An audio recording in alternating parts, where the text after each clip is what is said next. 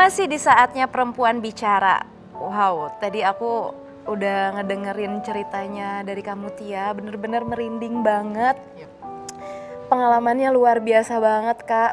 Dan tapi setelah kejadian itu kamu Tia mendapatkan penghargaan jurnalistik Elizabeth O'Neill. Nah, itu setelah berapa lama dari kejadian itu Kak? Lupa aku. Karena alhamdulillah habis itu ya itu ya. Ketika Tuhan beri cobaan itu bersamaan pasti akan dikasih kemudahan-kemudahan, pasti akan dikasih bantuan dan lain-lain dan berkah gitu. Jadi nggak berapa lama habis itu datang berbagai penghargaan yang ketika itu memang saya butuhkan sih untuk penguat saya untuk tetap kuat di profesi ini gitu. Jadi mungkin itu juga sebagai penguat saya, salah satunya dari pemerintah Australia ketika itu. Pas pertama kali pulang bertemu dengan ibu, itu bagaimana rasanya? Luar biasa ya, kan kita putus komunikasi, jadi saya bahkan di hari-hari awal tuh tidak tahu bahwa keluarga kita tahu dan orang-orang di Indonesia tahu kita disandra. Mungkin mereka cuma taunya kita hilang gitu loh. Kemudian di perjalanan diberitahu oleh tim penjemput baik dari pemerintah maupun dari media group ketika itu bahwa iya ibu kamu nunggu ya, keluarga berat, terus anak-anak yatim doain kamu gitu. Terus kan kita aduh, anak-anak yatim kita nggak kenal sama kita tapi mereka mau doain. Terus banyak doa dari berbagai daerah di Indonesia. Jadi di sepanjang perjalanan itu nangis terharu gitu kan.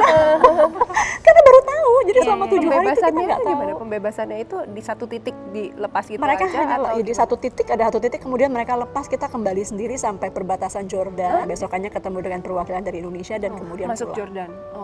Ada satu titik yang sampai gini nggak? Wah, udah kapok nih, nggak mau lagi deh jadi wartawan gara-gara disandra. Enggak sih, alhamdulillah enggak. Karena waktu itu ya di rumah saya, ibu saya cerita di rumah tuh wartawan tuh numpuk, tidur juga di situ.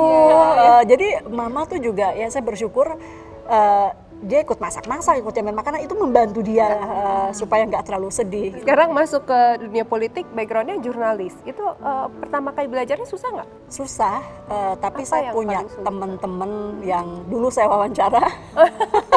Teman-teman politisi yang dulu jadi narasumber saya, yang ngajarin. Modal dari jurnalis ini, pekerjaan jurnalis ini untuk masuk ke pekerjaan berikutnya sebagai politisi itu apa paling banyak? Network kah atau Komunikasinya, karena kita kan salah satu tugasnya juga adalah penyerapan aspirasi. Kalau ngobrol aja sih biasa mungkin orang bisa ya, tapi dari obrolan itu informasi apa yang penting untuk ditarik, mana yang harus diperjuangkan, mana yang harus prioritas, itu yang saya banyak belajar ketika saya jadi jurnalis gitu. Pengen tahu prosesnya ketika akhirnya dipinang untuk menjadi seorang politisi. Tiba-tiba ada yang datang nawarin gitu loh. Jadi itu juga yang membuat saya ngerasa, oh ini mungkin jawaban dari pertanyaan saya gitu ya. Habis ini apa, saya harus apa. Saya terus bertanya setelah kejadian di Irak itu. Berat banget ketika itu meninggalkan, nangis-nangis, debat sama teman-teman wartawan yang waktu itu banyak juga yang kurang rela saya masuk ke, ada yang support, ada yang kurang rela gitu, tapi akhirnya saya putuskan masuk. Dan ketika saya masuk ya alhamdulillah teman-teman support semua, supportnya juga dalam bentuk kritikan ya, dan bisa pedes-pedes teman-teman wartawan memang pedes, dan memang itu mungkin yang saya butuhkan. Dan kemudian jadi anggota DPR juga ya idealisme pada masing-masing wakil rakyatnya, bukan pada badannya. Itu yang dirasakan ya Mbak Muti? Paling tidak itu dulu. Karena kalau kita langsung mau ke keseluruhan DPR ada 575 orang, jadi 574 lainnya. Nanti cunang lagi ya Mbak ya? Maksudnya